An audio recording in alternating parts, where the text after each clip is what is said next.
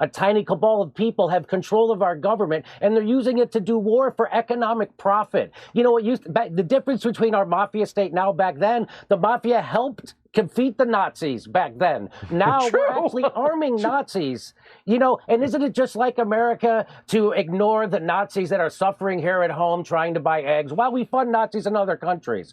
It's unbelievable what's happening. This is really about World War III. And why aren't they investigating it? No, they won't even ask them a question. Cy Hirsch's article came out detailing how they all blew up the Nord Stream pipeline, and the American press won't even ask the people he named in that article a question about it. They won't ask Victoria Nuland. They won't ask Jess Sullivan. They won't ask Anthony Blinken. In fact, those people won't even give a statement about it. You know who will talk about it? Kirby, the press secretary at the White House. Because I'm sure the people who did the investigations have a pipeline right to Kirby, but not to Anthony Blinken, not to Sullivan, not Victoria Nuland. By the way, these are the same people who lied us into the Iraq war, lied to us about Libya, lied to us about Syria, dropped so many bombs in Syria they ran out of bombs. They're doing the same thing. America is the world's terrorist. We have 400 military bases surrounding China. We provoked this by people don't know that the CIA got in bed with the right-wing Nazis in Ukraine to overthrow the democratically elected government of Ukraine in 2014. We had a peace deal. It was called the Minsk Accord.